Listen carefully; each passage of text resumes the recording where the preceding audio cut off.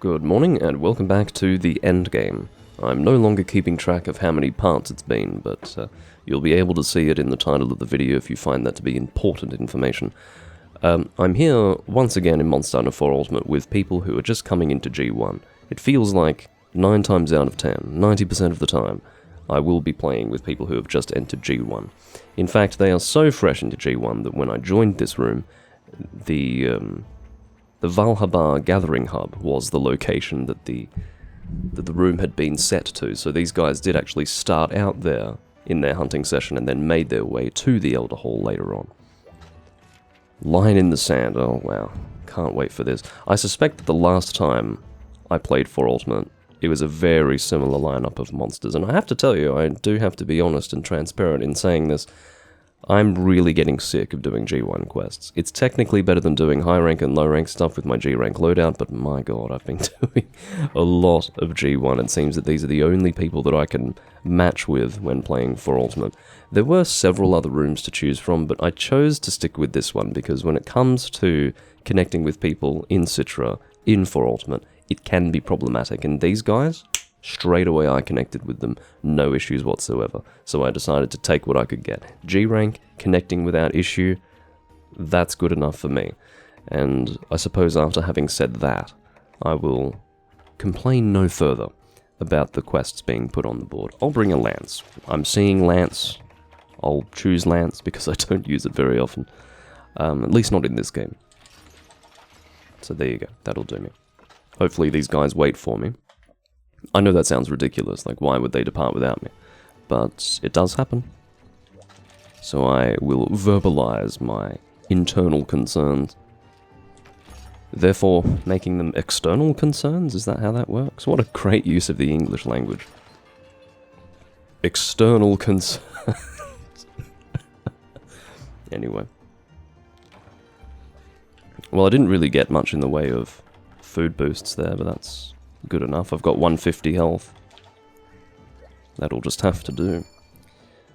Alright. And I'll make sure that both, or rather the larger screen is visible. That's what I want. Come on, there we go.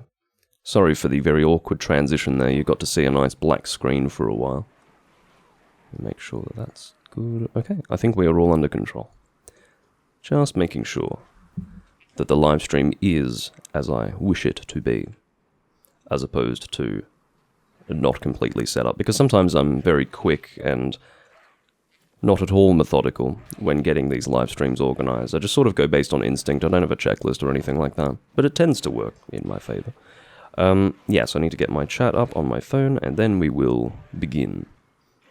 So, very unhelpfully, I did not bring sonic bombs for this quest. It is advisable that you bring sonic bombs, but it's not the end of the world in Monster Hunter 4 Ultimate if you have failed to do so. The explanation is as follows. In 1st and 2nd gen Monster Hunter, you are pretty fulsomely punished if you forget to bring sonic bombs, or at least bombs of some kind, to essentially flinch Cephadrome out of the sand. You will be standing there for quite some time waiting for him to finish swimming around. In this game, they obviously decided that that's a little bit cumbersome, a little bit unpleasant, very rigid. That sort of rigidity has largely been removed from Monster Hunter here in the 4th generation. Those guys are fighting that one, but it's Cephadrome, so I may as well solo this one. If he actually remains within my range, which he's not. I was a little delayed in doing my lance charge there, and the reason why is because, of course, in this game, why on earth would you have it be a button combination? No. You see, we're playing a 3DS game where you've got a fucking touchscreen, which means that I'm required, this is not a choice, I'm required to actually get my mouse, move my cursor to the bottom screen, and click something in order to do my special attack, which in this case is my lance charge, which, just to be really, really crystal clear, I want crystal clarity on this point, that's fucking stupid, and I hate it. So, there you go, there's one of the things that you really can't escape when it comes to the 3DS hardware, even when emulating. I mean, it's already unpleasant that I'm having to contend with two screens simultaneously, but then to be forced to interact with the bottom screen, I mean, it just adds another level of dissatisfaction to the experience, doesn't it? I am not at all a proponent of 3DS Monster Hunter. I've always really found myself disappointed that they chose that system to release Monster Hunter games on. I don't criticize the decision, right? Insofar as I think it was the right decision for them to make at the time, if they wanted to sell copies of their video game series, but it doesn't mean I have to like the decision. I didn't like it at all then, and, you know, I still find myself bedeviled by almost the hangover of you have done very well to... I don't even know how to describe it. Well, he attacked me very effectively at very specific moments, and then I was also suffering from the limited stamina caused by his blight effect, and yeah, it was a pretty good joust. Well, I wouldn't even call it a joust, he just completely destroyed me. There wasn't much back and forth there. I can see that this Cephadrome is smaller. May make him easier to deal with. We shall see. Anyway, I wasn't actually intending to start this live stream with a passionate criticism of 3DS Monster Hunter, but I just found that as I described the experience of having to let go of my controller, grasp my mouse, move my cursor, and then click something on the bottom screen just to charge with my lance, I actually found the rage building inside of me. Honestly, fuck the 3DS system for Monster Hunter. For Monster Hunter, that's the caveat. I mean, potentially the 3DS is a great system for other games. It's just I haven't experienced the 3DS being an amazing system for other games, but that might be due to the fact that I've really only played Monster Hunter on it. I did play A Link Between Worlds at the time. Didn't really notice the 3DS being a terrible system when I was playing that, but what I can say is that almost regardless of the game that you play, it was a very unergonomic system. It was very uncomfortable in the hands. It always gave me a bit of a hand cramp. Maybe if you were an infant, it would be comfortable, but obviously a very large percentage of the player base were not infants. They were, in fact, in some cases, not even adults, you know, teenagers, adolescents. And indeed, not the most comfortable. I don't know what it is, but I'm performing really inadequately against these monsters. Maybe I need to pull my socks up and start behaving as I should be. Or performing as I should be would be the word.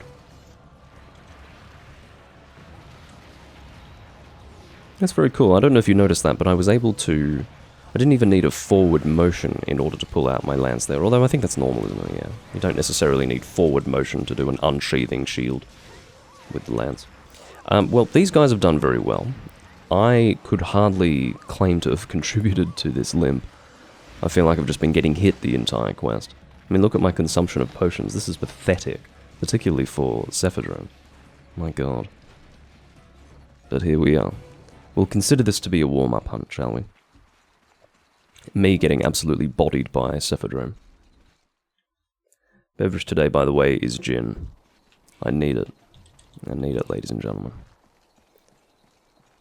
But, yeah, I suspect what will follow on from this quest is Catchawacha, Celtus. I mean, I can give you the whole lowdown because I've done it a million times, but let's not spoil the experience. I want it to be a surprise for those of you who have not seen me do G1 quests a million times before.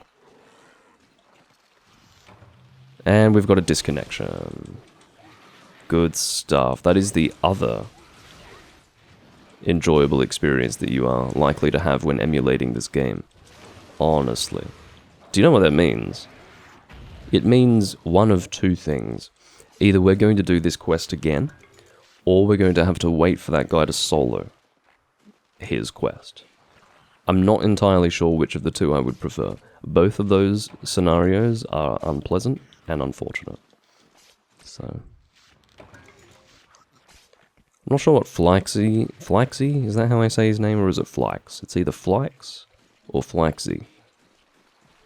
He seemed to be struggling to find this area, but that's alrighty. Got there in the end. I don't have any means of improving my current stamina, so there you have it. It's not entirely unusual. It's in no way out of character for me to not be able to improve my stamina here, but anyway. And with impeccable timing, P-Berry joins the live stream to see me with my crappy stamina. Welcome.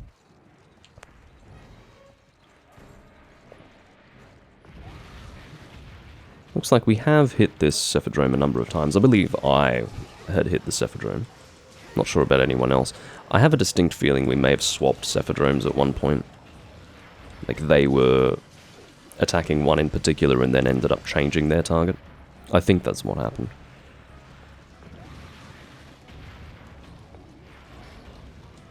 Get in there. But you will see that it's not really necessary for me to have... It's not really necessary for me to have sonic bombs for this fight. It would help, but not at all required.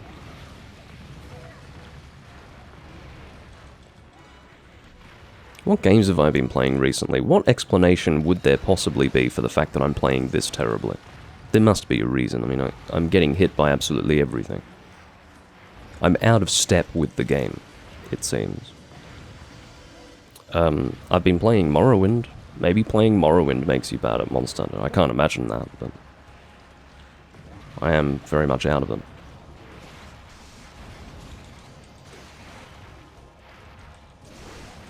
You and I are not going to get along very well, Flykesy, if you flinch me as the Lance user. I mean, I understand that as the Lance user I'm basically begging to be flinched, but our damage output will be terribly affected. I consider it very good news that I was not caught in that tail swing, though. That would have been bad. Good knockdown. It's just about time to sharpen up.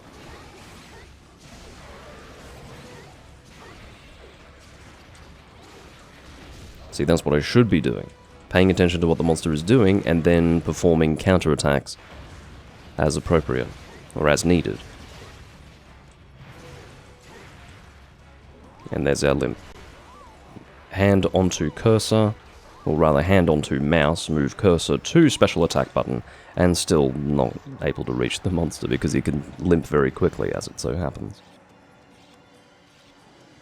Oh, you were just watching the Echoes of Wisdom stream? Yeah, I haven't uploaded that to the Doomlink YouTube channel yet because I still need to figure out the presentation of that. Because there's going to be a new live stream series for the Doomlink channel called Doing It Live with Doomlink, and I haven't really set up the, you know, the thumbnails and the, not just the thumbnail, but particularly the logo for that. Hopefully it'll look decent and not amateurish, but we'll find out. But yes, that still hasn't been uploaded, sadly. Still on Twitch, though. You are a clever boy. Alright, I wouldn't even dream of denying you your opportunity to fail to kill the monster on the wake-up hit. Oh dear. Yeah, I was basically aggressively denied the opportunity to wake up that monster. Lance charge attacks are a fun killing hit as well. Lots of fun.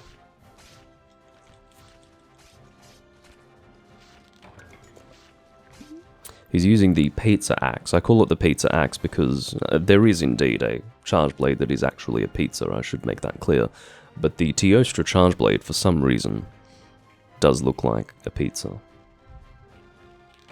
Either that or a zodiac wheel, I don't really know what it is. Alright, so the person who disconnected has managed to reconnect to this room, which is a little surprising. Usually if there is a disconnection, the room where the person is disconnected from becomes a bit glitchy, a bit buggy. It may be ill-advised for him to try and return to this room and persist under these circumstances. We may want to make a fresh room to ensure that everything goes smoothly, but I don't even have the will to explain this to them. Because I said hi in the chat and I didn't get a response, so I would probably be shouting into the void if I were to attempt to do that. Very large number of drops here.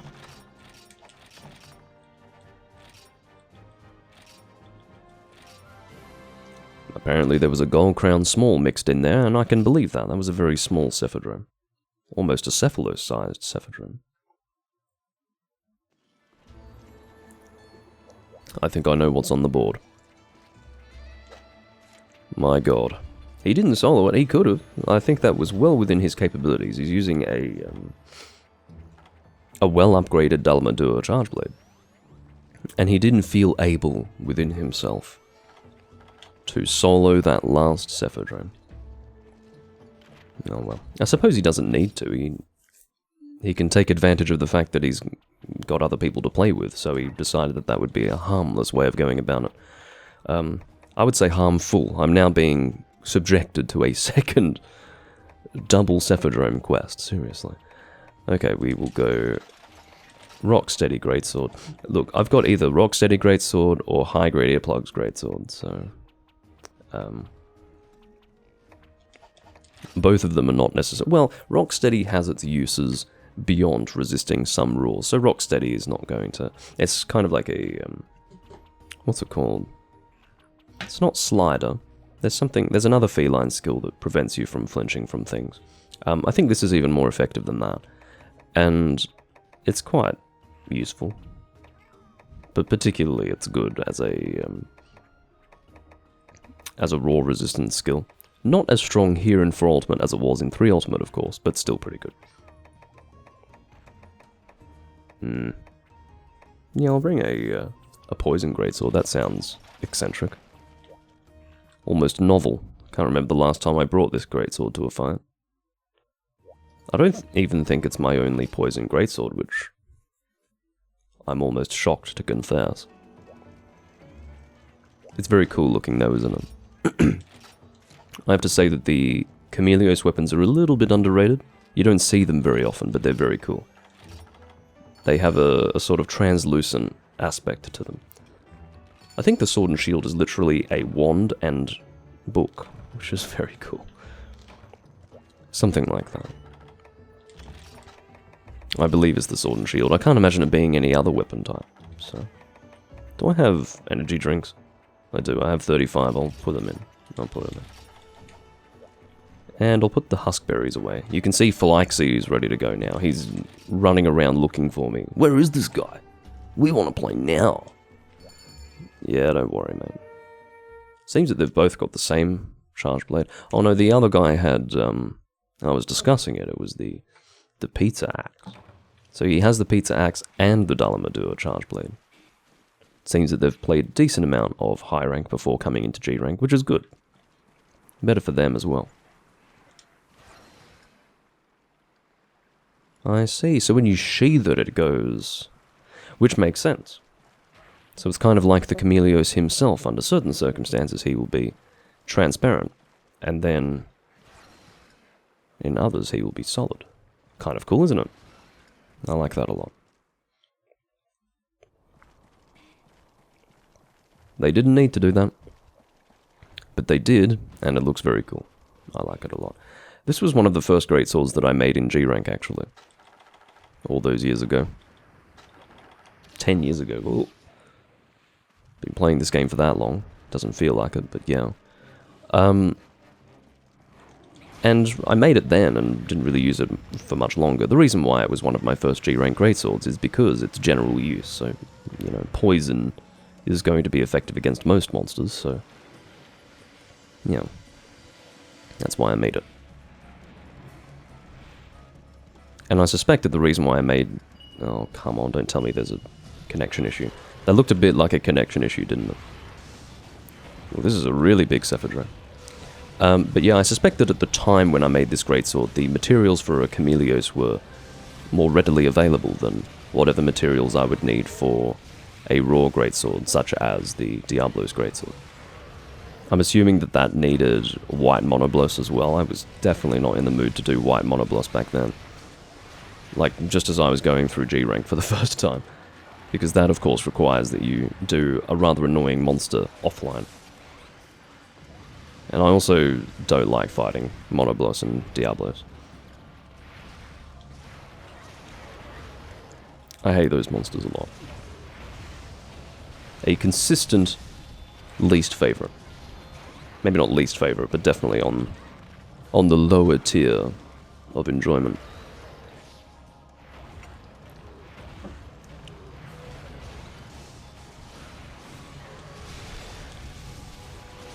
I was able to get my poison off pretty quickly, though. How much? Okay, I've got 660 poison. Pretty respectable.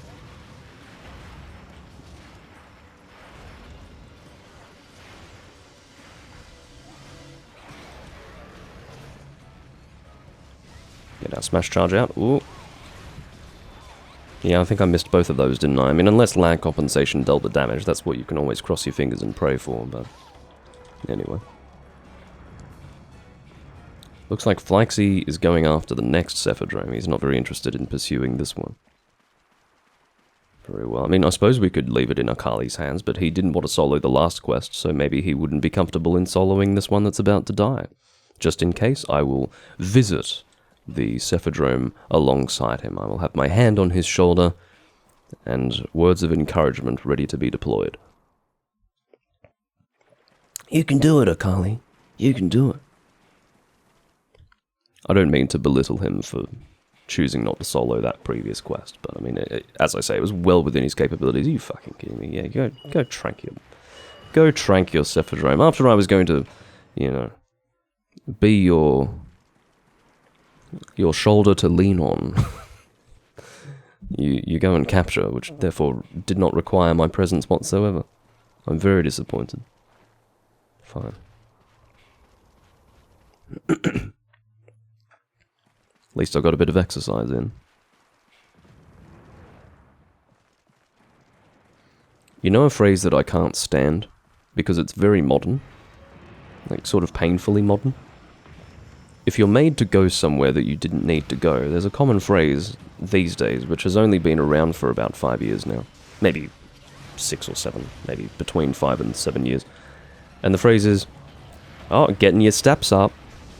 Makes me physically shudder when people say that.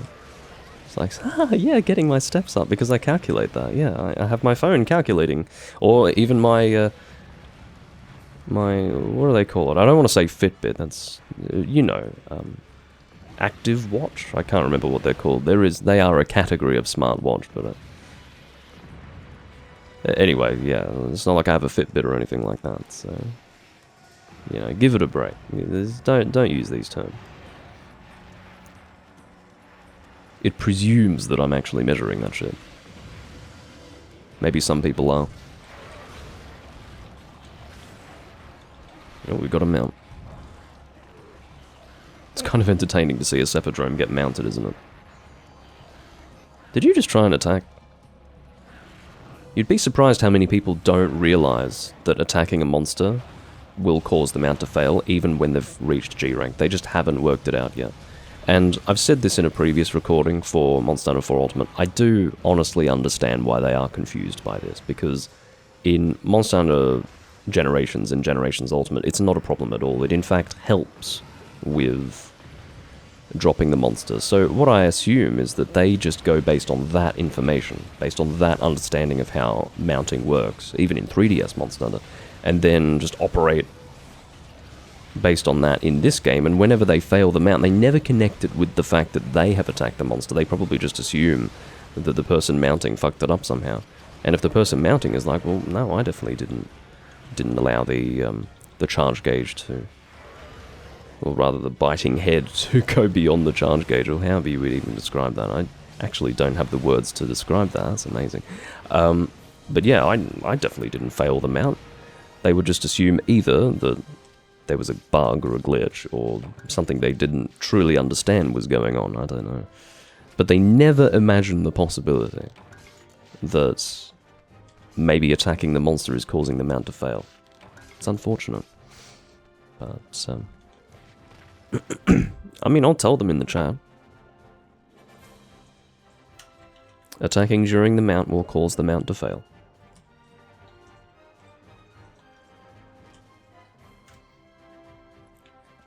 They didn't respond to my greeting before, so I don't know if they're actually checking the chat. It's very easy to play without checking the chat at all, to be clear. It's a window that you have to manually open Or, well, it does technically open automatically, but it can be minimized and at times can be just closed completely, so some people just don't read the chat. It's not conducive to successful cooperation, but it is often how things play out.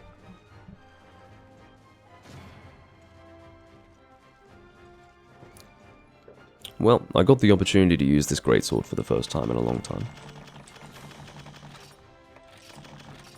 It's not ineffective, it's just not really what I'm going for a lot of the time. A second gold crown small, that's unbelievable. What are the chances of that? 2 quests in a row and I got 2 gold crown smalls, and the second one was even shorter than the first one. Wow, that was a... Not that I noticed, I mean, I didn't sit there going, oh hey, it's another really small Cephadrome. No, I had no clue. That's incredible. What's next? Kechawacha? Celtus? What else is there? I don't know. Monsters of that sort, I suspect. I think there's a Tetsukabra as well. Basically all of the boring monsters.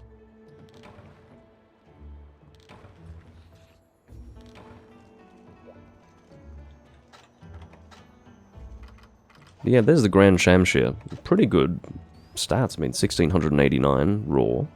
End raw, anyway, with Honed Blade. And 660 status. I have nothing to complain about there. And I've given myself latent power +1 with this set, which doesn't automatically have that. You can see that it does require the weapon slot in order to achieve it, but hey, good enough. Berserker Rage, it is Berserk Tetsukabra. Okay. I will have to double check to see what he's weak to. I think it might be ice, but I'm not sure, so I will check. The Monster Hunter 4 Ultimate Dex, please. Which is technically the 4G Dex, but translated. But that is extremely pedantic. Not the sort of information that would benefit anyone. Okay, Berserk Tetsukabra.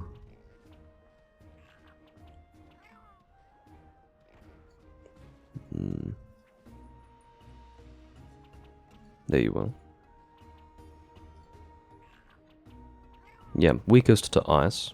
His secondary weakness is thunder. Alright.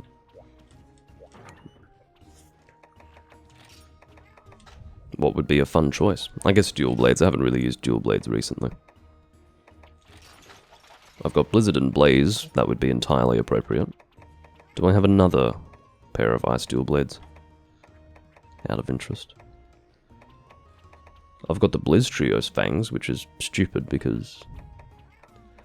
this is such a gimmick. I mean, why would I want ice and water damage? It's silly. I don't know what possessed me to forge them at the time. It was a long time ago. Again, like 10 years ago when I forged those, but... nowadays I wouldn't bother. My logic at the time, I believe, was that if you're going to fight a monster who's weak to ice, they're likely going to be weak to water as well, so why not? Well, the reason why not is because one of them is going to be a primary and the other is going to be a secondary, so why deliberately curtail your damage by having both instead of one, the one being the best choice? I mean, it doesn't make any sense. I don't in any way appreciate the gimmick of 2 elements on 1 pair of dual blades. I think it's really silly. What I have here, however, is a little different. So it's ice and blast, so not as bad. Obviously, you halve the value because it's only on 1 blade. So, I mean, how you can look at it is, if you've got 2 separate blades, basically you're going to be hitting the monster half as often. So therefore, you would not treat the values exactly as they appear.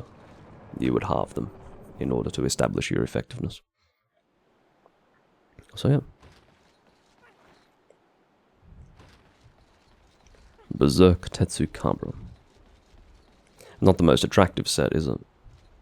Looks a bit silly. But it's very functional. It is my general use dual blades loadout. With lots of stamina skills and some damage skills as well. I've got... Well, no, actually, it's just Hone Blade for the damage skill. Everything else is designed to have my DPS be as high as possible. I don't know if you saw how quickly my stamina recovered there, but it's lightning fast. It depletes very slowly and recovers very quickly.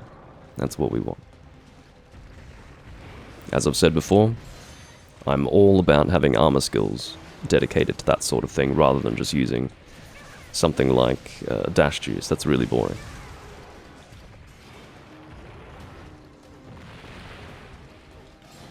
Oh, come on. I do very much like the colors of Berserk Tetsukabra. I think he looks pretty cool.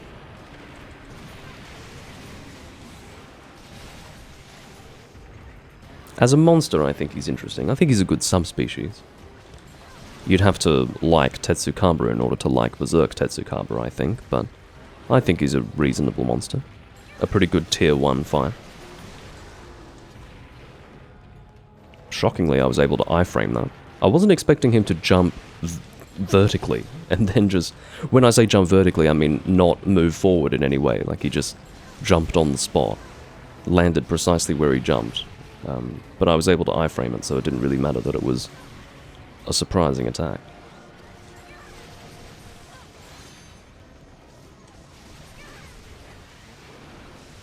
He's a weird monster, though. That white thing on his tail is his weak point whenever it appears, but I don't know what that even is.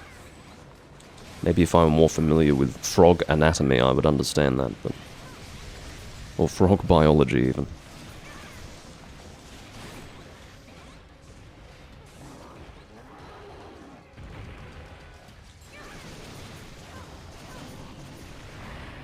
Very good.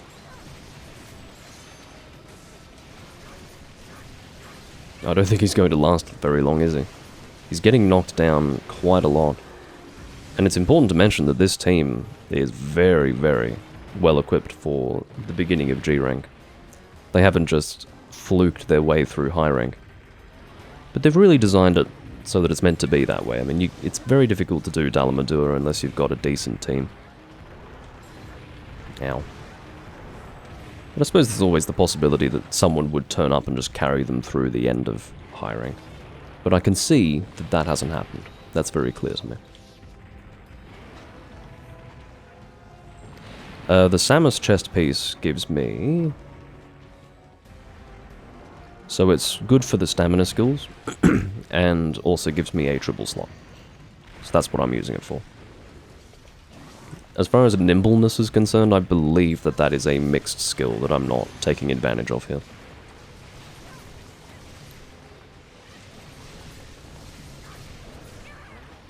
I don't know if the term mixed skill is adequately descriptive, but it's, you know, those special skills where they have multiple effects, sort of like how Hone Blade is multi-effect. It might be Fleetfoot, or Fleet Feet, whatever it's called. That sounds like it would be paired with the skill name Nimbleness, but I could be wrong. May not be Fleet Feet.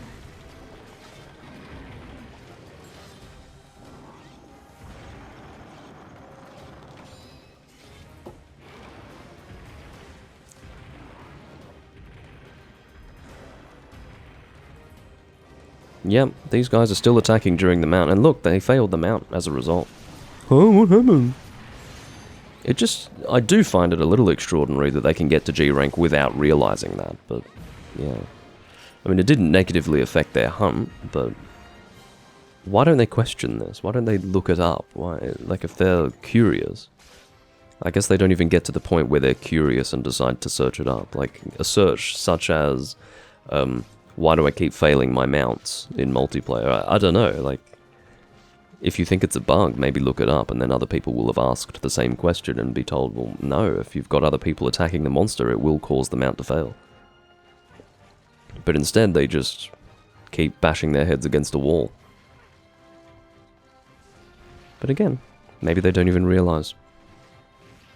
I've told them in the chat, but it's over to them to read the chat. Well, I would say automatically that mounting is much more effective in Generations and Generations Ultimate, because in that game, when people attack the monster to help build up the gauge, those people are actually dealing damage to the monster as they do it, so mounting is a much better opportunity in that game than in this game. In this one, the opportunity is entirely the knockdown period, whereas the actual mounting animation in Generations Ultimate is something that can be taken advantage of as an opportunity. Unless, of course, the monster is flailing around and is very difficult to hit, but... yeah.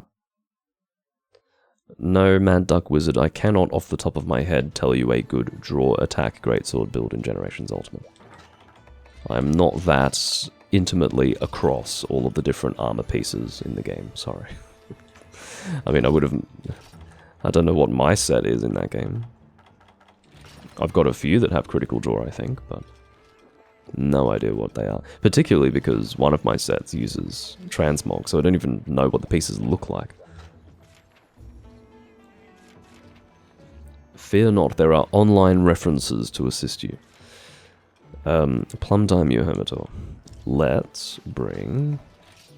what is it? It's ice, isn't it, for Plum? Let's have a look. Yeah, ice is the primary, once again.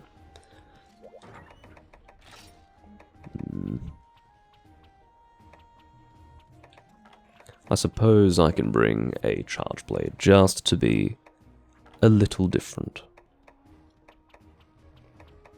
So we've got elemental charge blade and impact charge blade. Which one shall I do? I'll do this one because it's a fairly easy quest. Although I don't know if I've got an element file ice charge blade. That sounds very specific, doesn't it? Let's look around. That's impact file. Yeah. I've got an element file ice charge blade. Let's use this.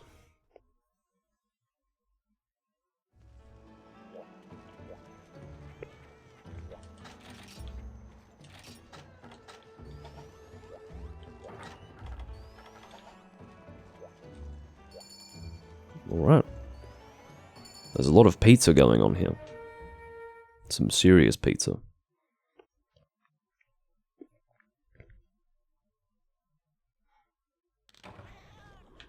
Alright.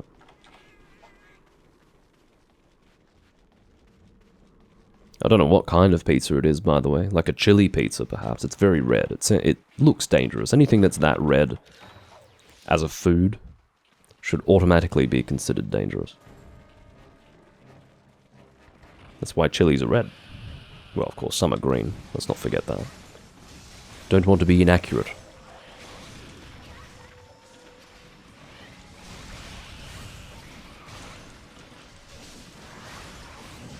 Oh no.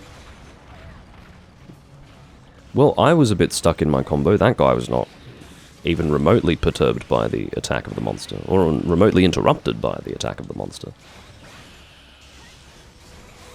I'm not the best charge blade user, as evidenced by my performance, but that's alright.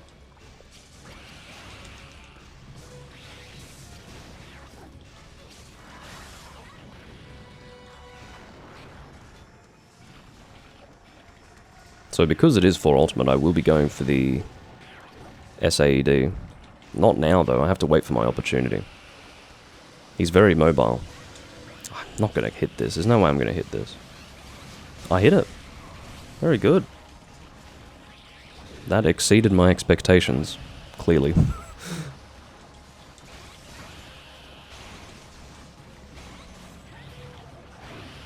I was preparing to turn around and shield it, but I suspect that would require guard up anyway.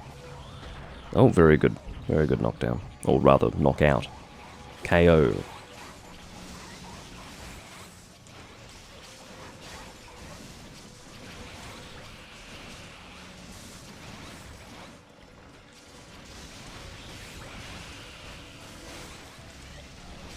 I look a little bit ridiculous with my dinosaur head, don't I?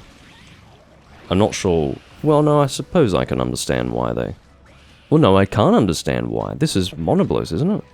Mono Devil Helm, but I'm a Zuniceratops. Why? What's that about?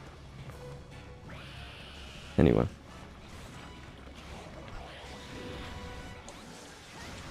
No, I probably shouldn't have. That was ridiculous. Yeah, hit me out of it quick. I would rather be hit out of it than completely miss it. That is preferable.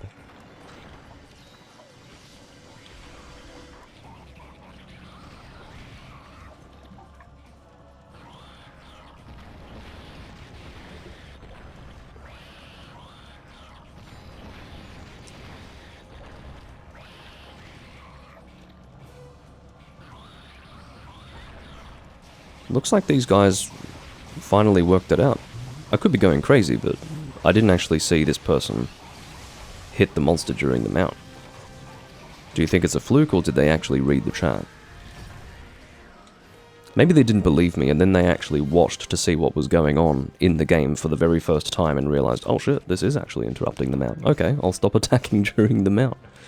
Potentially. Again, I was not given a response. If that is what happened, then a thank you would be much appreciated, but no. They haven't said anything in the chat, so I'm going to assume that they did not read what I said. Because if they did read what I said, that's kind of rude to not say anything back. But anyway. That's fine, I'm not bitter. I just find it interesting that they didn't go for the attack during the mount, or whoever it was who wasn't mounting, they didn't go for the attack. So, and I have witnessed both of them attacking during mounts, so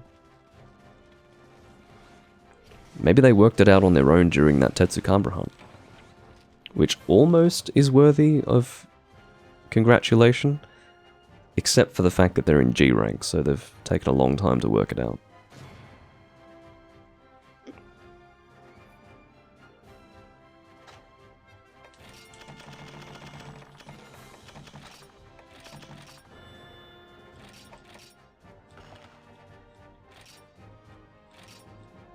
I'm very glad that making your yes or no selection is an up or down choice. In Generations and Generations Ultimate, where they changed it from an up or down choice to a left or right choice, I wanted to scream. I wanted to rip my hair out. What an annoying thing for them to do. That is not an improvement. Like, you're not improving anyone's experience by having it left or right instead of up or down. In basically every single Monster Hunter game, all the way through the series, choosing yes or no to perform an action was up or down. And then in Generations, they're like, we're different, and then just changed it for no reason. It completely threw me off when I first saw it. And even to this day, I will, when playing Generations Ultimate, occasionally be pressing up and down, realizing it's not doing anything, and then going, oh yeah, I have to go left or right. Because you get used to it, don't you? You get used to these things. I'm perfectly content with things being changed if it improves things, but if it's just change for the sake of change, like, we've had it be up and down for like 4 generations of Monster Hunter, let's change it for no reason. Like, that shit drives me nuts. Absolutely intolerable, to be clear. Okay, I think we've got a fire weakness for the Najarala subspecies. Yes, fire weakness. Secondary being thunder. That was a very quick hunt, so I might do another elemental charge blade run. Looks like I don't have... No, I do have an elemental fire charge blade. This is in fact the very first charge blade that I made in Monster Hunter. This very one here. I made it before I really knew how to use charge blade, back when I was in high rank in this game, on this save file. And yeah. That's why it's element file, not impact. And yeah, it was... It's not the most attractive looking thing, is it?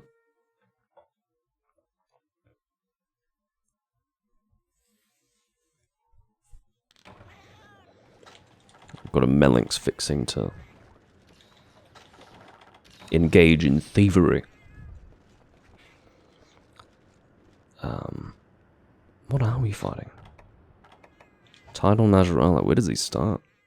I think I know where he starts, so this would be the fastest route. Much to the surprise of Akali. I don't know if it's helpful to do so, but I will paintball him. interrupted what he's doing. It's weird how paintballs can actually interrupt the activities of a monster. You can interrupt roars with paintballs. No, not really interrupt roars, but you can interrupt whatever they're doing. Weirdly, even though a paintball doesn't do damage, it does cause interruptions. In first generation, a paintball can interrupt a roar. But what you could see there is that just his regular moving about was cancelled for him to then begin engaging me, just because I threw a paintball. Which is weird, I don't completely understand how that works. Obviously it doesn't require damage of any kind in order to do that. But that draws attention to something very interesting, and that is that when you hit an enemy, it is not the fact that you've dealt damage that causes them to respond to the fact that they've been hit. It is just the physical impact of being touched by you. Do you understand why that's interesting? It's because it's not a damage calculation in any way. It's actually what affects that interruption is actually the physical impact, not the damage. And I suppose they didn't really need to do that except for the paintball. I think the paintball is the only example of something that physically hits the monster but does not deal damage. Can't think of anything else. Boomerangs deal damage. Stones do damage. A kick will do damage. The shadowboxing animation does damage. So basically everything does damage, but the paintball does not. Dung bomb might be an example. I guess dung bombs don't deal damage. I'm quite sure they don't. So that would be a good example. Good point.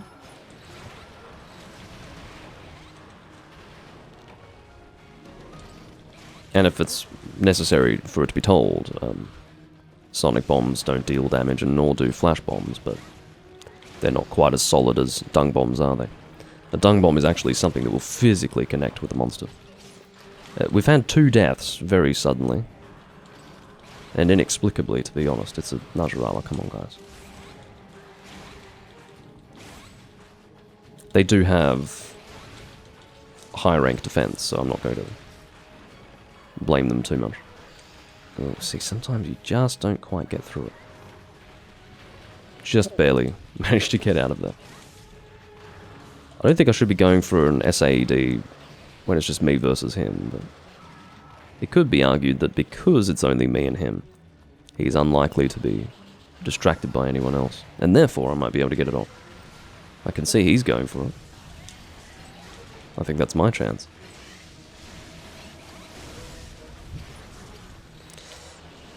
It was my chance, just not a successful one. I don't disagree with my decision to go for the SAED, I just regret that it didn't eventuate in the way that I wanted.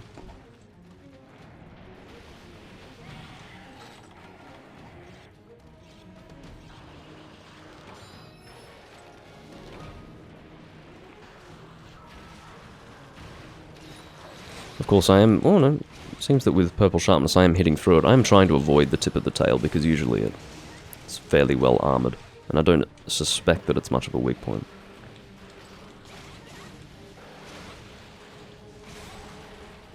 Just broke it though.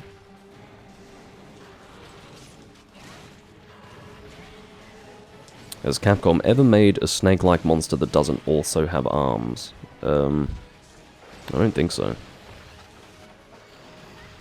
Unless, of course, you include Remobra. So Remobra don't have arms, but they do have wings.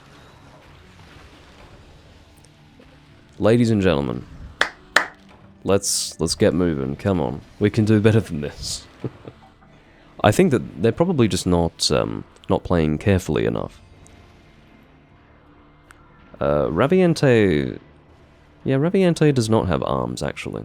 So yeah, technically, yes, Raviente would be an example of a snake-like monster that doesn't have arms. Yeah, he definitely doesn't have arms, I remember that.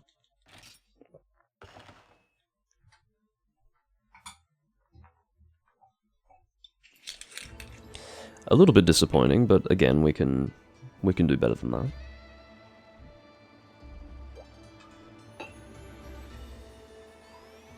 I would say that pretty much all of the G1 quests, except for potentially the urgent quest, whatever that may be, it's expected that you do it with high rank armor, right? So it is going to be a step up in difficulty from high rank, but it's still doable.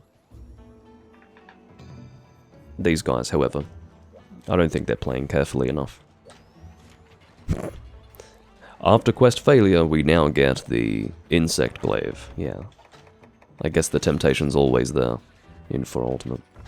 I will change weapons because I've just about had enough of the charge blade.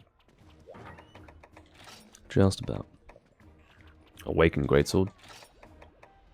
I think I've got an Awakened Fire Greatsword. I think it's the Azure Rathlos, isn't it?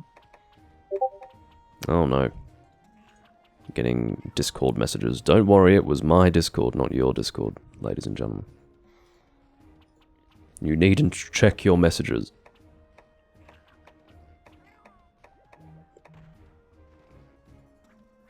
What am I doing? I'm looking for Awaken Fire Greatswords. There it is, Pale Kaiser, I was correct. So, Awaken Greatsword, and...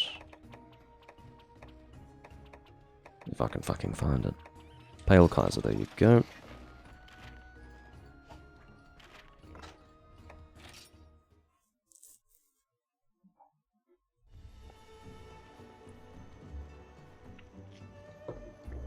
That is the classic live streaming troll. Get a Discord notification, then force your entire audience to check their Discords.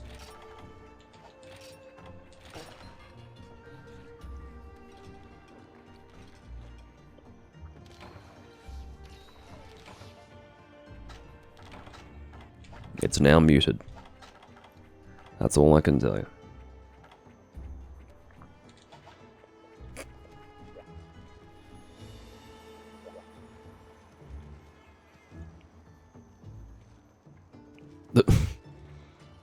No, I don't think I'll be doing that, Duck Wizard, but thanks.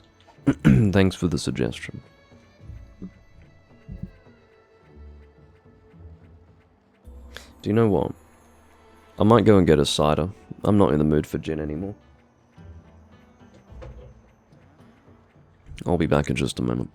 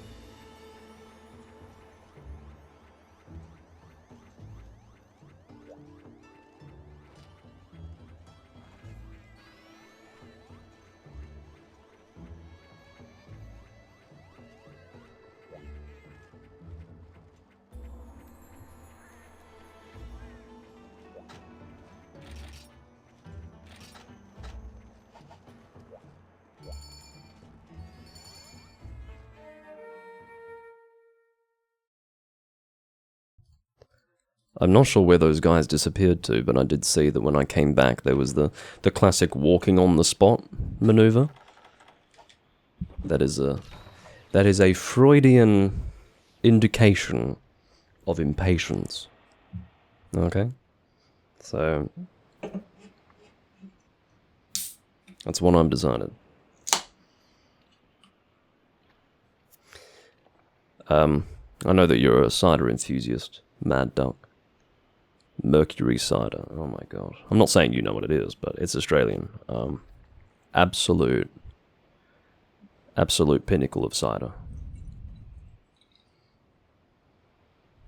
Absolute pinnacle. It's Tasmanian. Been going for, well, they say crafted for over 100 years, so I guess it's early 20th century. But it's good stuff.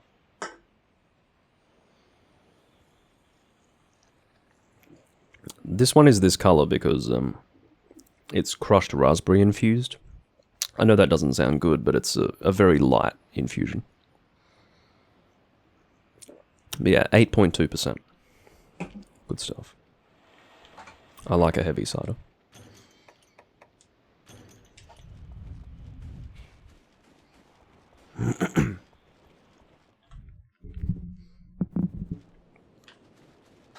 But even the standard one is 6%, and it's very good. It's very smooth. It's got a sort of syrupy thickness, and when I say syrupy, I don't mean in terms of like sickly sweetness. It's just got a sort of it's got a very robust backing. It's got an almost backbone to it as a cider, whereas others weirdly watery, which you would expect of a cider, but. Standard Mercury cider, it's got a little bit more substance to it. It's hard to put my finger on it, but very, very good. If you drank a Mercury cider, you'd know what I mean. It's very good stuff. It's on a bit of a different level, to be honest.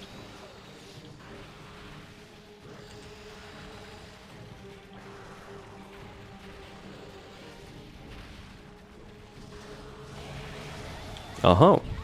That mount was beautifully timed with my greatsword charge. It really was.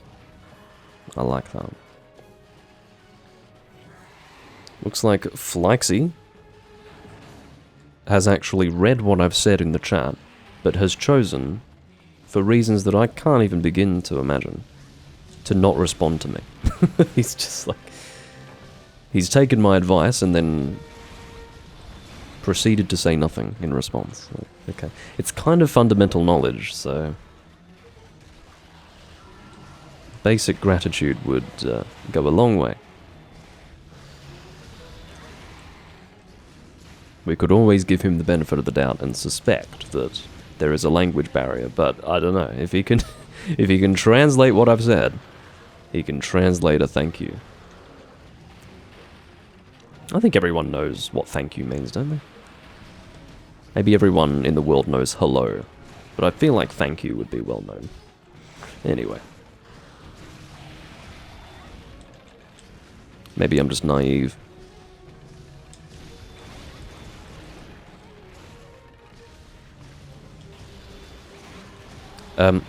This is a much more successful attempt at this monster, I can tell. Not just because of the mount, but I suppose largely thanks to the mount. We have the advantage. The rhythm of the fight is in our favor. That's how it feels. So... yeah, these guys just need to maintain their health, I suppose. They just need to make sure that they're not dropping below half, and they should be okay. On the subject of awakened weapons, and this one is an awakened weapon, that is still something that I'm working through. I have to tell you, I'm not done with this character, not at all. I've said it before and I'll say it again. This save file it has a lot to be done with it, because this is a save file where instead of making weapons in the usual way when I go through a game, I was instead waiting to receive weapons from guild quests. What this translates to is an inventory that is just not up to standard, considering that I'm hunt rank 580 something. I'm missing a lot of weapons that I otherwise would have, you know, like let's say a pure example, fire, sword and shield. I know I've got a fire, sword and shield, but like that would be an example, like a particular weapon type with a particular element. I'm missing that in this game, where if I were to spend the same amount in a different game, I'm not missing that, because I hadn't just sat there hoping to randomly receive one from a guild quest. So, yeah, I've got a lot of work to do. And on top of that, I am making awakened weapons also. I'm so behind on building this character, but I'm reforming myself. I am building my character in the way that it always should have been built. I'm just a bit late.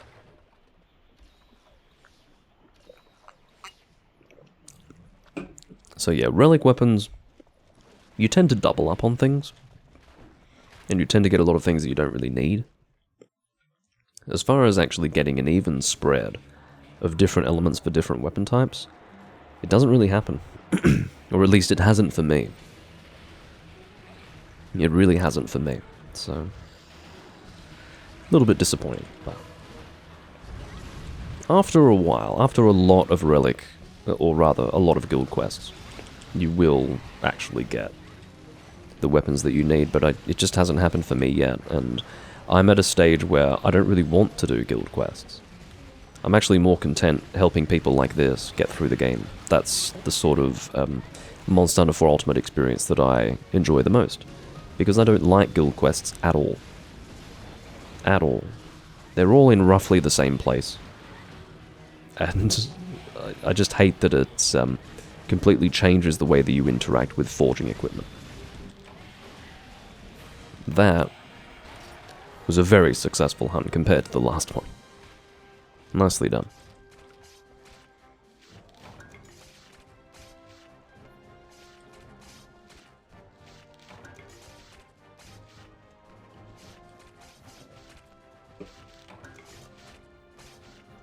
Oh. Established 1911. There you go. For the cider. Very unobservant of me to miss that. But yeah, the thing with Awakened Weapons is that it's another way of getting the damage that I want. I just require a special armor set to make use of it, and that's fun. I get a lot of enjoyment out of Awakened Weapons for that reason. Some people don't see the value in it. My contention is that people who don't see the value in it haven't played extensive endgame Monster Hunter. Because it's an endgame thought process. The thought process is, I've been using the same fire greatsword for ages, and I'm sick of it. I want an alternative fire greatsword that requires a completely different setup in order to make use of it. It's all about variety in the endgame, so that is the function of Awaken for me. I get the pragmatic argument where you say, well, I'm actually losing effectiveness overall by having an entire armor skill just to unlock the element. I get that. But guess what? Couldn't give a shit about that. I really don't care. What is important to me is to be effective, not to be at peak effectiveness. That is how I play Monster Hunter. Just figure out how to not be suboptimal. You want to be optimal, you want to be dealing good damage for your rank, and to be well paired with the monster that you're fighting. Beyond that, you're almost splitting hairs, you know, you're just becoming a little bit too, a bit too narrow. Your focus and the scope of your loadouts becomes way too narrow, and it's the opposite of variety at that point. When you only use the most effective possible loadouts. I find that pretty boring. Alright, so we've got Rathian and Red Kezu. That is one of the G1 quests that I had forgotten about. It's very familiar. I think in one live stream I did 2 or 3 in the one live stream. That's fine. Happy to do it again. How about we bring Hunting Horn? When was the last time I brought a Hunting Horn to a 4 Ultimate hunt? I don't remember the last time. I really don't. That's one of those weapon types that I completely forget about for 4 Ultimate. I don't have many. See how few I have? It's kind of sad. Yeah, it's fun to use weapons you otherwise couldn't. That's a good way of phrasing it, P-Berry. It feels like you've unlocked another list of weapons that you otherwise would just avoid because they're raw and nowhere near as good as your best raw weapon. So Kezu is weak. Red Kezu, that is weak to water. Rathian is not very weak to water. I will bring a Blast Hunting Horn, I think. Gold Cord Maker. So this, pretty much all of my Hunting Horns will have Attack Boost Large. And typically, if you've got Attack Boost Large, you will also have defense boost large. Not always, but oftentimes.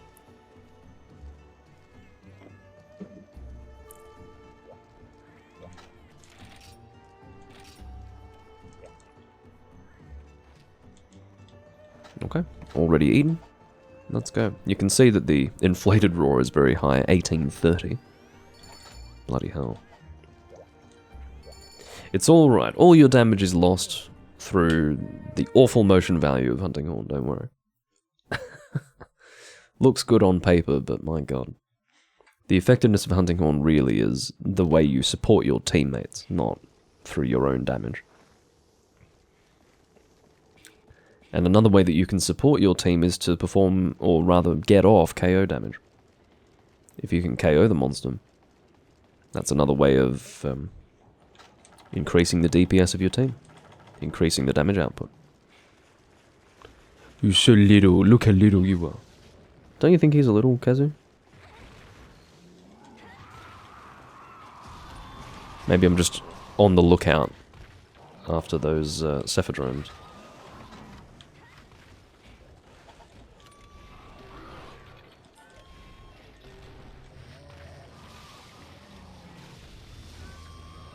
Stay out of range of this.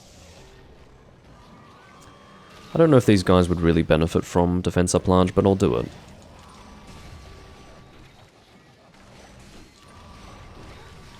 Oh.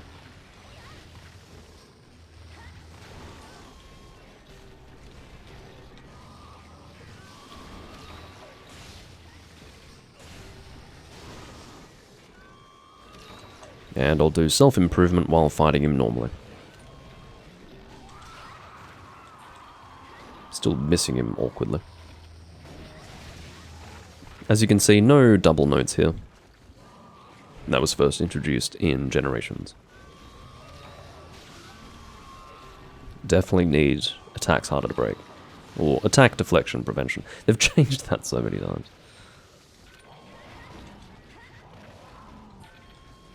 Or maybe at least twice. And we've got another disconnection from Akali. Do you know what that means? No, I'm abandoning. Yeah, it looks like Flaxy has made the same decision. It is not worth the two of us doing this. Particularly because I'm using a hunting horn. My hunting horn is only as effective as the number of people who are there to receive the buffs. So, very annoying. Akali, unfortunately, is the one with the shit connection, because this is the second time now that he specifically has disconnected.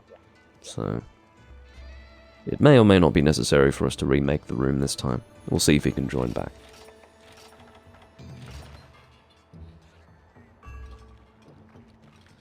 Yeah, I don't know why I'm bouncing. It tends to be that when you're using impact seems to bounce more frequently than cutting. I don't know why, but... Well, I think I do know why. Maybe they're trying to tie into the fact that your weapon is not actually sharp, right? Yes, you do have sharpness, and I think that's just a function of Blade Master weapons, and there's no getting around that, but maybe the fact that impact damage bounces more often is trying to relate to the fact that you are effectively using a blunt weapon. I'm not sure. But across all of the games, that is something that I've noticed. We've actually had a fourth person join the session. Oh no. I don't know. Maybe they weren't able to join the in-game room, so they moved on. That's fine. I tend to do the same thing.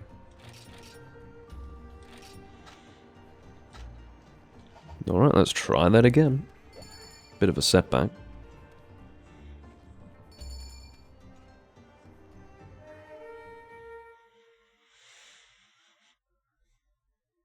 Hunter in green and red.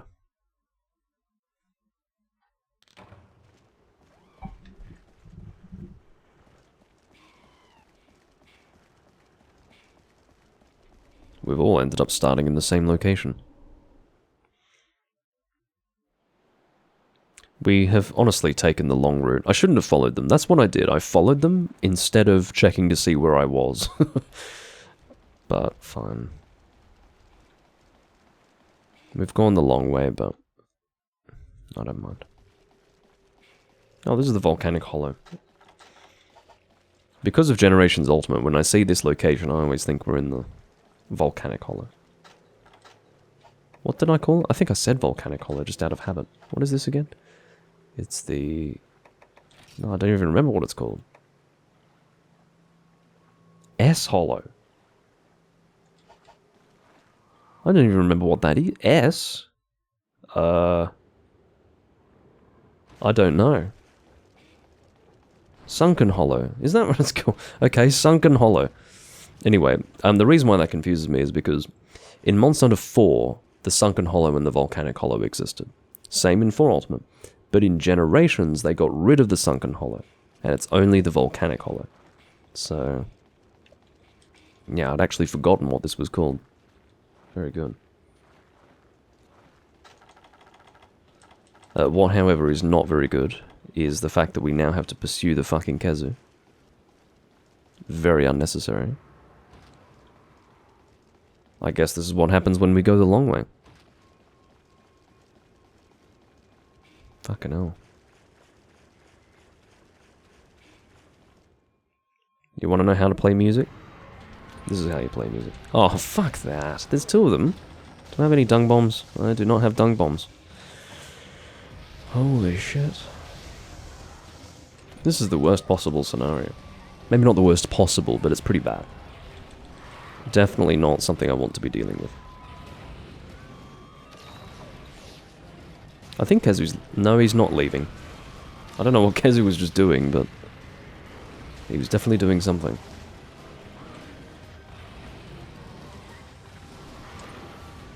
I think the team would definitely benefit from some defense up. Oh, I'm playing the wrong notes. Let's try that again.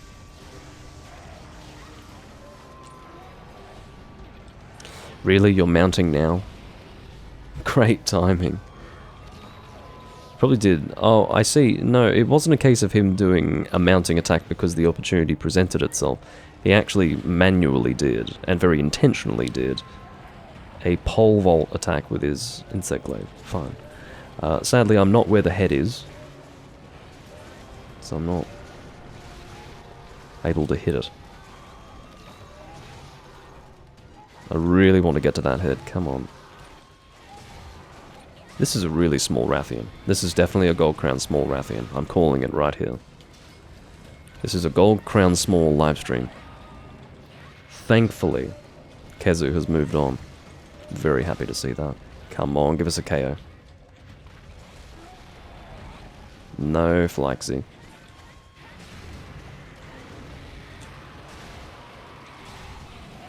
Very good. Alright, we're all buffed. We've got our KO. I don't think she's going to survive very long.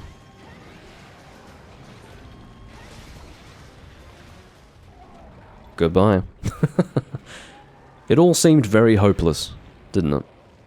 But no, that was very, very well executed. The ball started rolling with the mount. And then after that, she pretty much didn't move from where she was after that mount, did she?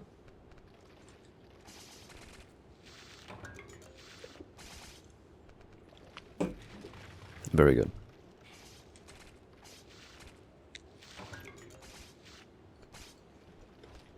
And on to Kezu.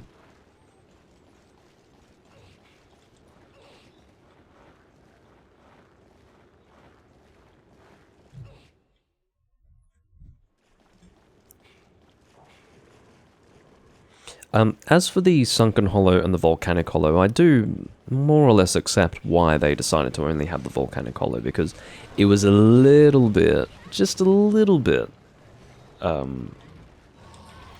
divisive, in my opinion, for Capcom to literally have two, basically a repeat of the Sunken Hollow, but volcanic. I mean, I understand, you know, changing environment, that's nice, but still, you can't really get away from the optics of it. It just looks like they're reusing a map, doesn't it? It just looks like a recycling of the Sunken Hollow when you then make a volcanic version. Again, the concept of it doesn't feel completely inappropriate, but I'm not sure. Yes, generally speaking, I would have preferred that they made a new location. And technically they did in this game. They had the Ingle Isle, but that's an arena, so... Yeah, no, that's actually not a good example. That's not a regular locale, is what I'm trying to say. There's our KO. We've had a paralysis and a KO. Very good stuff. Strangely, I don't think we actually got a paralysis with the Rathian. I don't think there was one. No, you don't. Stay right here. Come back. We can't even flash bomb him either. This monster cannot be flashed because he can't see anything. He is a blind monster. Fucking hell. Where are you going?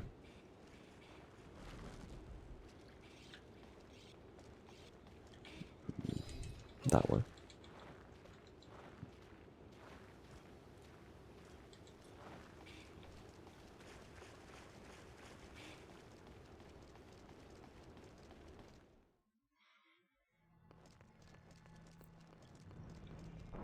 He does still fly very slowly here, just not as slowly as he does in second and first.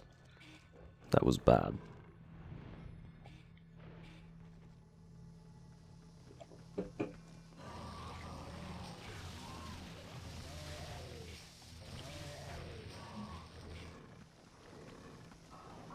That attack there is a good example of bringing back Kezu, but then also implementing changes made to that kind of monster through Giganox. So they looked at Giganox and thought, how can we incorporate the things we've done with him into the new Kezu fight? And what Kezu did there was very Giganox-like. But then strangely, because this monster is so first gen, you look at him and he doesn't look as modern as Giganox does he? He's very clearly a returning monster. I think it's to do with his shape. And just how he generally looks. He's not like Giganox. Giganox feels like a modern monster. This does not feel like a modern monster. So, it's kind of funny. I don't know why they did it. Giganox really was the replacement for this monster, but apparently the Japanese were like, no, we want the monster that looks like a dick. That's what we want. We want a fucking penis with legs and wings. We don't want this Giganox shit. So, very well. They listened to the domestic player base. That's what they did.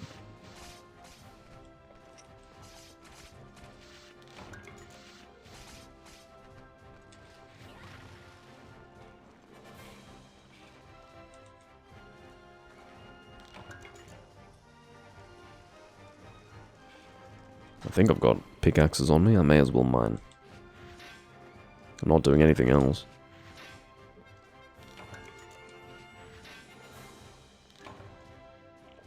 Nothing found. What is this, 3rd gen? Is this the 3rd gen volcano where nodes just disappear in front of you?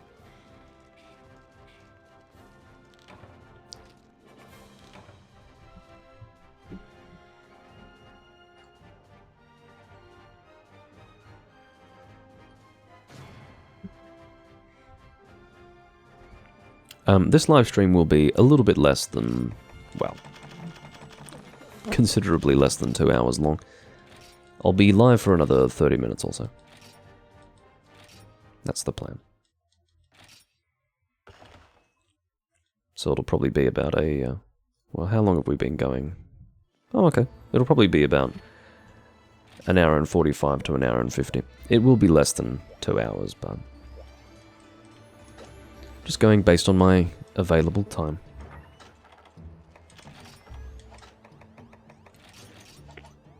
I looked at how long it had been since I last did a live stream for the Link Inverse channel, and I went, oh, it's been a while, I'll make one now. That's why I'm live. So it's not a chore, and I'm not meeting a quota. I do it for fun, of course, but Yeah. When I woke up this morning, I was not intending to record, but then I thought about it and was like, oh no, I probably should. Probably should.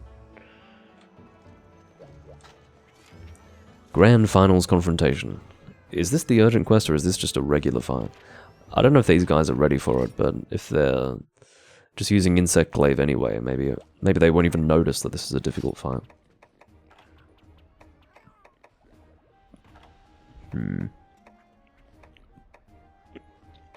Yeah, I'll bring my damage loadout and a longsword. How about that? That's not to say that it's going to be a safe option. So, in my opinion, if you're wanting to fight a Tiger Stripes Amtrios without being hit or without experiencing difficulty, use a ranged loadout. That's not what I'm doing, so yeah, let's just do it. I think it's ice weakness, isn't it? It is indeed an ice weakness.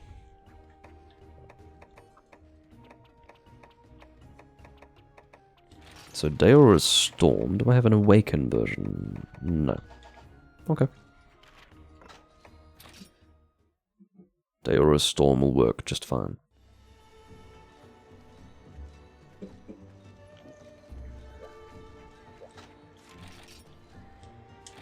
Have I eaten? Yes, I have. I may as well buy cool drinks while I'm noticing that I'm a little low. I'm sorry, very brief rant. This lady talks too much. She talks way too much for a person that I have to interact with in order to buy items. She has way too much to say. She needs like one line of dialogue and that's it. I understand that for the sake of immersion we want her to be communicative, for her to have something to say. That's fine. I don't need a fucking disquisition that I need to fucking spam circle, or spam A in the case of this game, in order to get through it. It's just not necessary. And it delays me unnecessarily. It's the sort of thing that you would have thought, someone would have thought about. It's like, oh, do we really want this lady to be, you know, giving us a real long dialogue box? You know, several dialogue boxes that need to be progressed through in order for this person to make their purchases that they're likely doing out of necessity. Like, do we really want to do that?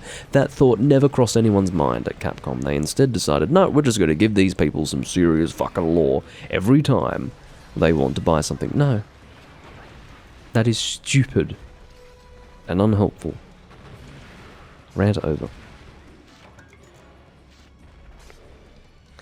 Well, apparently there is a new RuneScape game, according to Mad Duck Wizard. I really could have lived without that information, but okay, great. That's what the world needed, a new RuneScape game. I did play RuneScape once. I think it was in 2008. I think I made a character and then tried fishing. And then that was it. That was all I did. It's apparently a survival crafting game. Okay. So, yeah, definitely not RuneScape, I guess.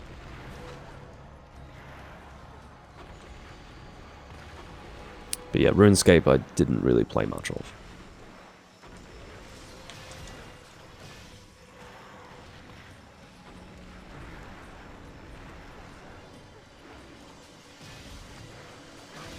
Definitely not dogging RuneScape, you know, maybe it was great. I played it before the big update that completely changed the game. I just remember seeing a screenshot of RuneScape after the big update, whenever that was, maybe 2009, 2010. I think it was 2010. And, yeah, I just remember at that time going, wow, this looks very different to what I played, very briefly. But, yeah. No idea what it was like in general, like whether it had become worse as a result of the update or if it had improved. I really don't have strong opinions. I have no opinions. Ow.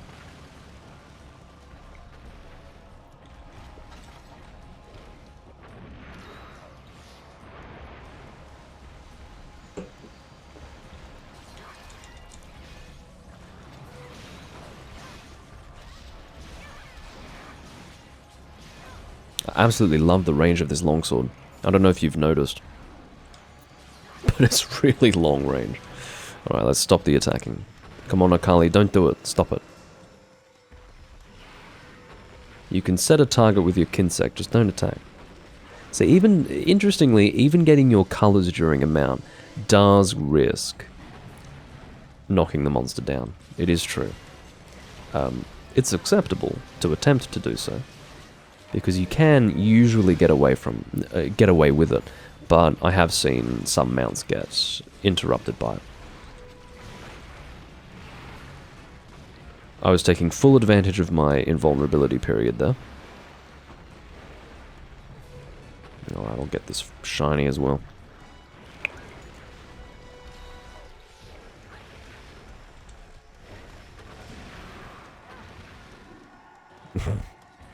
That really looked like I should have been hit there. I just wasn't. And I'm not complaining.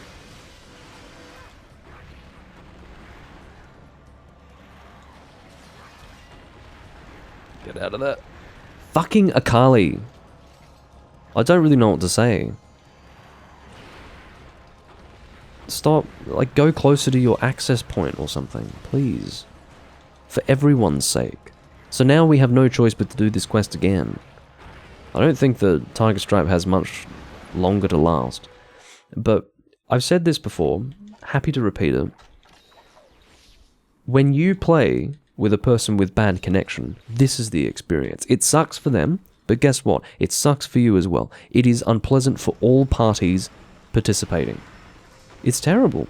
It's really, really bad. And look, I'm happy to admit that you can have pretty reasonable internet and still have issues with this game. You need really on-point, very stable internet in order to play this game online. I'm sure for people like Akali, like, for example, Akali would probably sit there and say, well, this is the only game that I have connectivity issues with. And he's probably right. But it doesn't change the fact that this is the reality that we're living. We're having to constantly deal with his disconnections, and yeah, we will have to do this quest 3 times, presumably, because, and I will tell you why. Well, no, maybe it's not an urgent quest. If it's an urgent quest, we're doing it 3 times. If it's not an urgent quest, then just twice. Still annoying, though.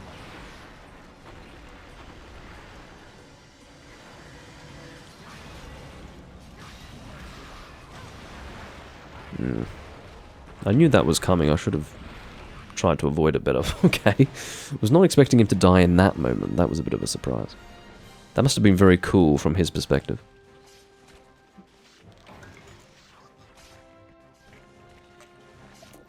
He could be playing on a phone with McDonald's Wi-Fi. This is possible.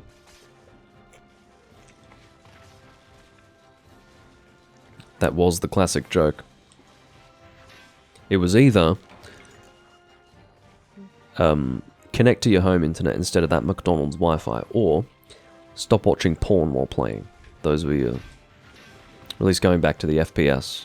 My FPS days, you know, playing Modern Warfare 2. That's what you'd tell people. You know, if they had a 2-bar connection, you'd be like, oh, stop watching porn, arsehole. One hand on the controller, one hand on your cock, and all of that. Good times, good times.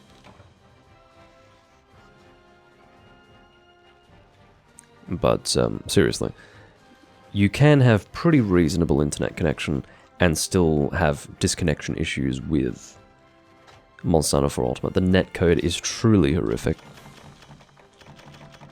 But, anyway.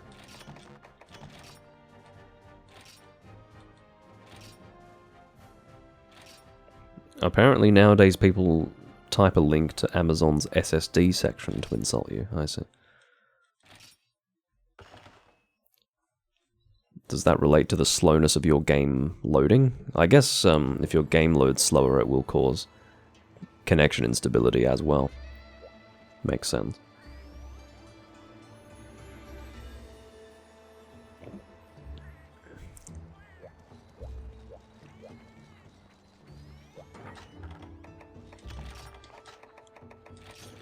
But yeah, McDonald's were one of the first places where you could consistently get Wi-Fi, you know. Going back to, say, 2010.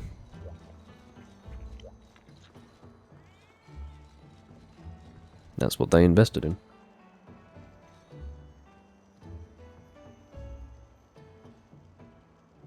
Well, yeah, of course.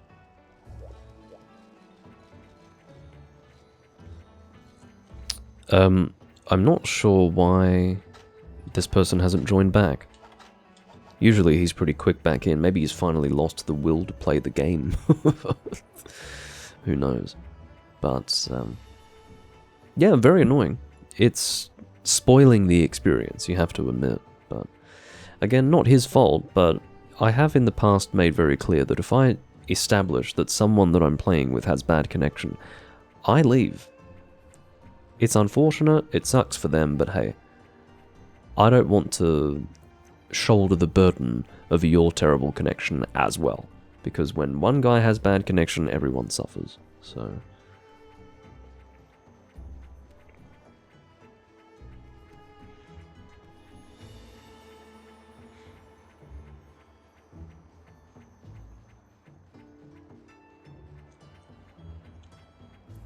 I might actually check to see if it is an urgent quest or not.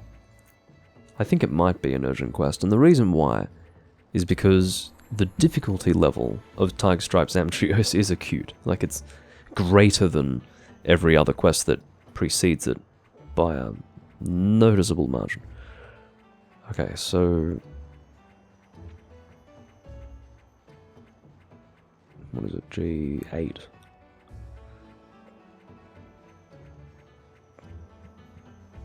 Urgent is... oh no. It's Seer of Swords, so... Seregios.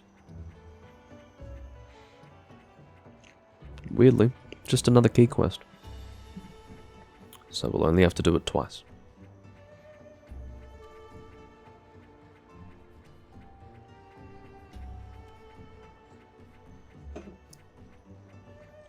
I suspect that I'll only have time for one more hunt, with the way these guys are struggling to reorganize themselves. My guess as to what's going on is that Akala, I think that was his name, wasn't it? Akali. I'm assuming Akali can't rejoin this session. I'm assuming we need to create a new session. But the communication evidently between Akali and Flagsy is inadequate. It is lacking. And so that hasn't yet happened. While these guys try to reorganize themselves, I will visit the bathroom. I'll be back in a moment.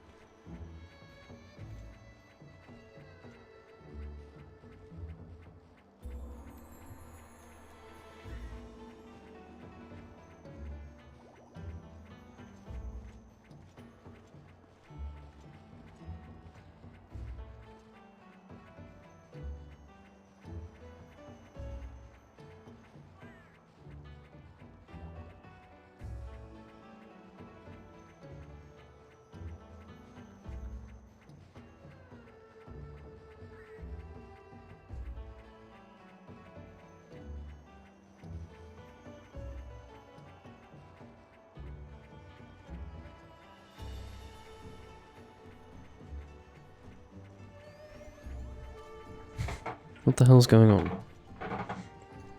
Okay, Akali is back. Alright. I just saw that Flaxy had the quest on the board and I was a little concerned. You always know when Sonic the feline, not really a phrase that is familiar to many people, but yes, Sonic the feline. You always know when he's in your room when you're playing for Ultimate, because you can hear the sound. The Sonic felines have a sound. It's almost nostalgic at this point. For me. But it's like a... yeah, it's the speed up sound. The sound of Sonic speeding up. Presumably that's just the sound that happens when he has to move forward. It's kind of ridiculous, because he's not curling up into a ball and rolling as he would, but... yeah. That is the Sonic sound. Let's do Gunlance. Elemental weakness of Tiger Stripe is ice, is it not? I think I checked this before. Quite embarrassingly, yes. It is indeed ice. I never trust myself. I just have to make sure every time. Okay, I don't have an ice Gunlance. Understood. I'll bring the Shimmering Tiamat.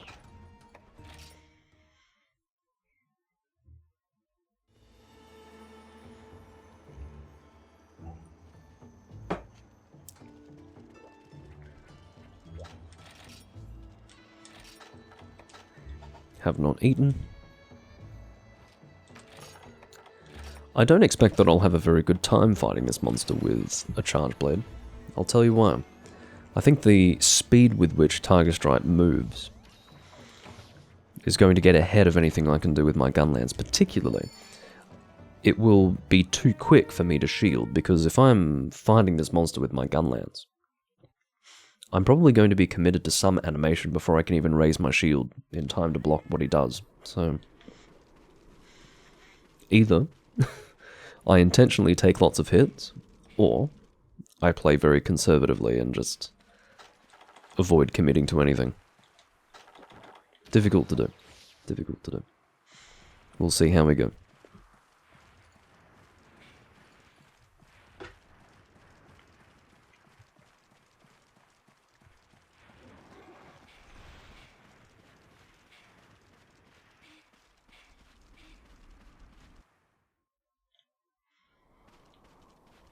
I can see these guys are mining.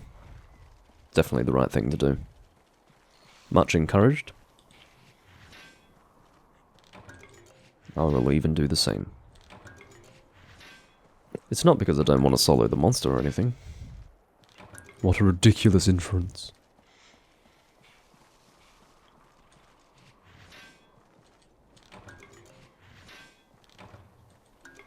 See, I'm getting time-worn charms. This is entirely worthwhile. Of course, the best charm is Graven Charm in this game. That's what you really want. Oh, he's actually frenzied. Okay. We've ended up with a frenzied version. Very good. I couldn't really tell you if the frenzied monsters deal more damage. I think they do, don't they? Not a huge amount more, but I suspect that they do more damage.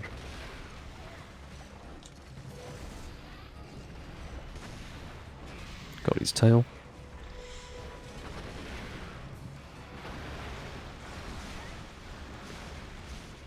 The thing is that because I've got a poison weapon, and because he's purple, I feel less effective. Do you know what I mean? Because poison is purple, I feel like it's going to be less effective on a purple monster. It's quite sad, but... you know, if I were to get a poison dagger and just knife Barney the dinosaur, I just wouldn't feel like it would be as effective, you know, because he's purple.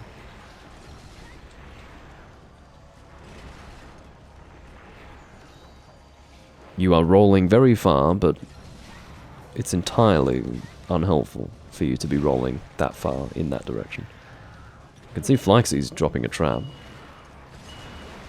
In the end, he was much assisted by my continual attacking of them. Oh.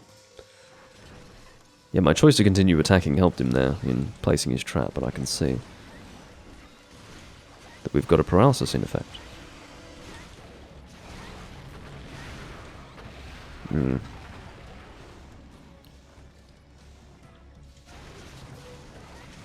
What I actually wanted to do was reload, not do that. Oh, for goodness sake. The classic Lance experience. Hey.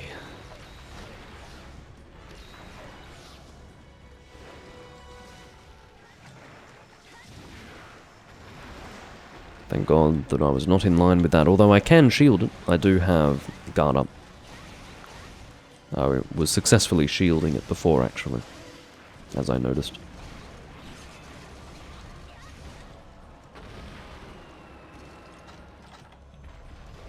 In fact, I don't have guard plus, I only have guard boost, so... The logic behind that is that if I'm going to be shield reliant, the priority is that I can shield absolutely everything. If I am beyond that... How did you jump that far? Beyond that, I can improve my, the effectiveness of things that I can guard, if I'm able to do so. But if I can't, then being able to guard everything is the priority. That is what I want to focus on first.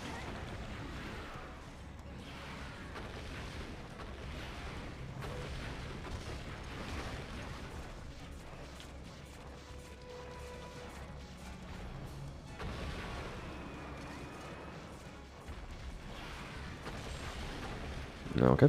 Wyvern fire. And then try to get in there for the dorsal fin. I believe the dorsal fin is your primary weak point. If it's not the head. I might check that now as I'm sharpening.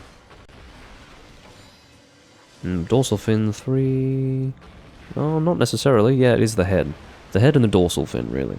But the dorsal fin seems to be equivalent to other parts of the monster as far as weaknesses are concerned. It's not particularly weak, is what I mean to say. Seems to be just effective.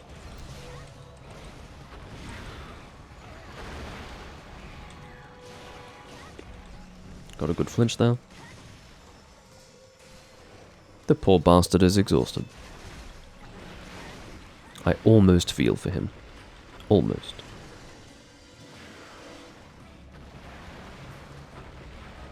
Nicely done.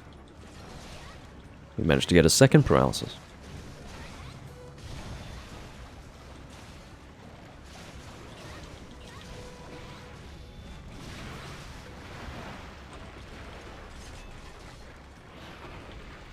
Nope. I suspect because he is exhausted, he wasn't actually able to get his ranged attack out there.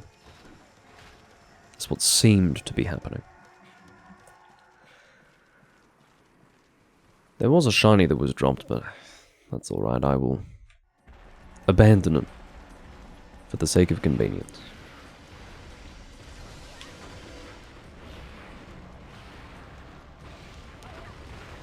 Can we all agree that I had my shield raised and that I was completely on target with the positioning of my shield?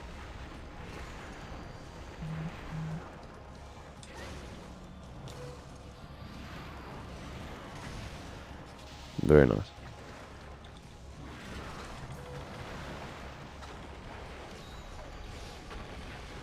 Go away.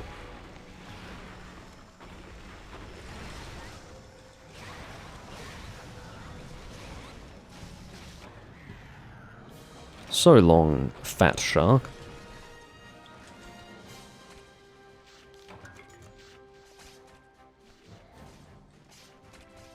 We've done a few double ups, haven't we? We did double Sephadrome, double Tiger Stripe. Anything else? May have done another double quest, but... yeah, potentially not. I think the reason why I feel like it could be more than that is because a lot of these quests are quests that I've done many times before, relatively recently. So... it's all getting a bit... it's all starting to blend into one experience.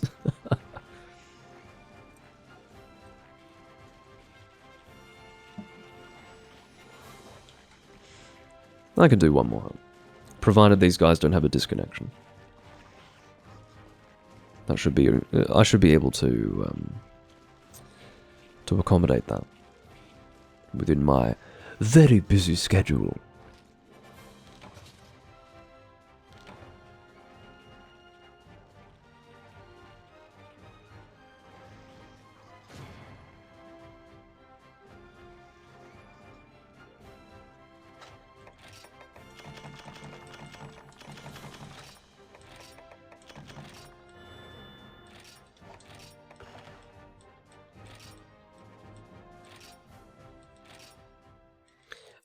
Remember when I said that I was Hunter rank 580 something? No. I must have been thinking of 3 Ultimate when I said that. Now that I look, I'm actually Hunter rank 708, so... yeah, I think I'm 580 something in 3 Ultimate, so... that's alright.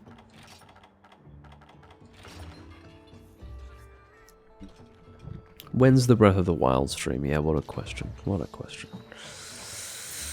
I do still need to finish that game, don't I? My god. Need I remind you all that I've been playing it since it released and I still haven't finished it? My god. Very sad. Very sad.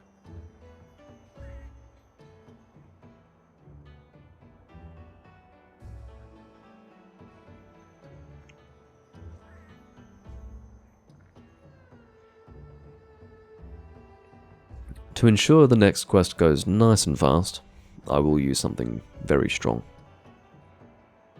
Whether it's heavy pierce or light slicing, we'll see. It depends what they put on the board.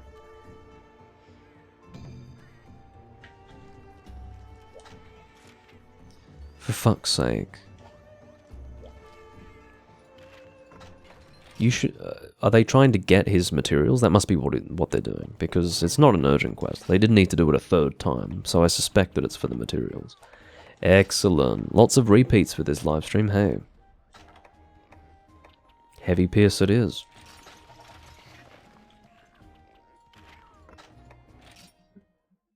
Heavy pierce it is. Almost doesn't even feel worth it.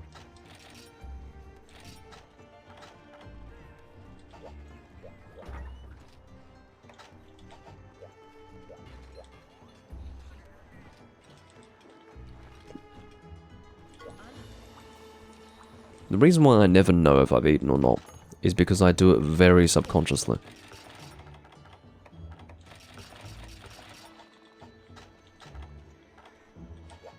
You'd think that I would trust my instincts to eat, and therefore I wouldn't need to check, but I don't trust my instincts, not really. Largely because I'm conducting commentary, you know, if I get stuck on a particular thought that I'm describing to you, or maybe that would prevent me from eating, depending on the circumstances, so that's why I don't take the risk. If I'm playing in my own time, I know precisely when I'm eating. I don't have to double check things. It's the nature of the recording environment. It's because there are distractions at play. That's just how it is.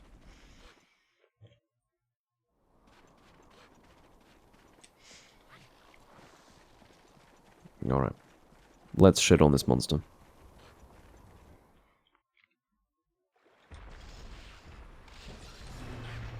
Another frenzied one.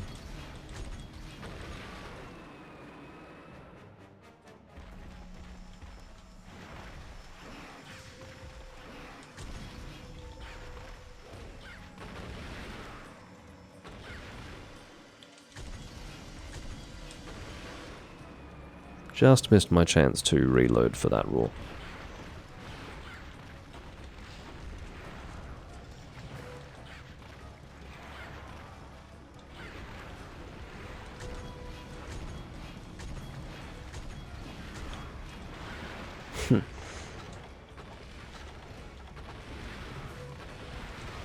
It was entirely, I mean, I completely predicted what was going to happen. I knew that the water jet was coming, right?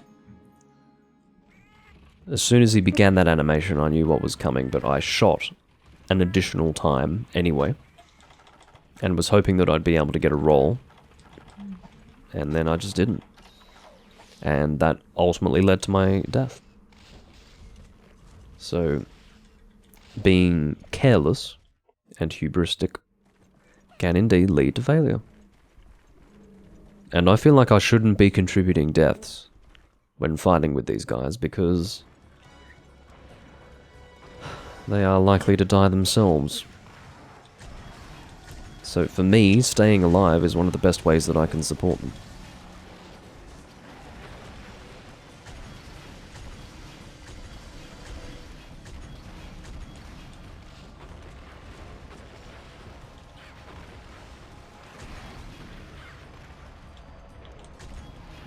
He is a very wide monster. But it is true, however, that I was able to see what was coming, but still took the wrong decision anyway. I took the risky way of dealing with it. Took a hit and then died from the follow-up, so it was entirely avoidable.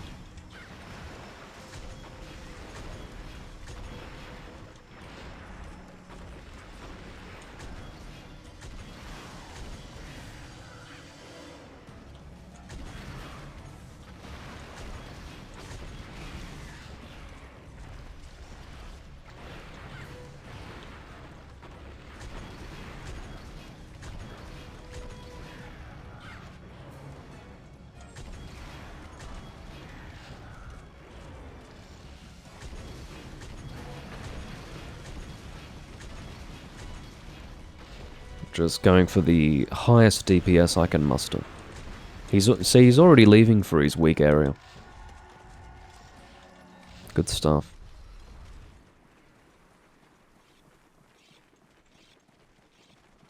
Which might come as a surprise to the team, but I mean, this is with suboptimal performance on my part. That's with suboptimal performance. So could have been better. Could have been better. That was with a death. That was with me having to make my way back from the camp.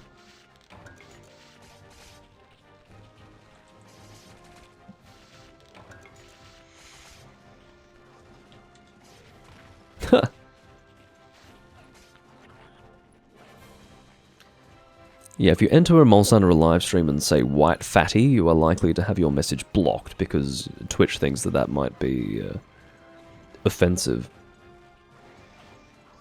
Maybe because you said white, maybe it's implied that it's somehow racial, I don't know. Because surely the word fatty on its own is not considered to be in any way derogatory. I mean, who knows? Soon the word heavy might be considered derogatory. If so. I mean, fatty, really.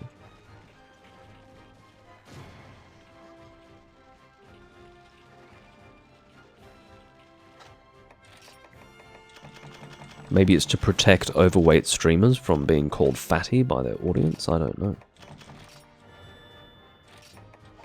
I say leave it in the hands of the streamer to deal with unpleasant people.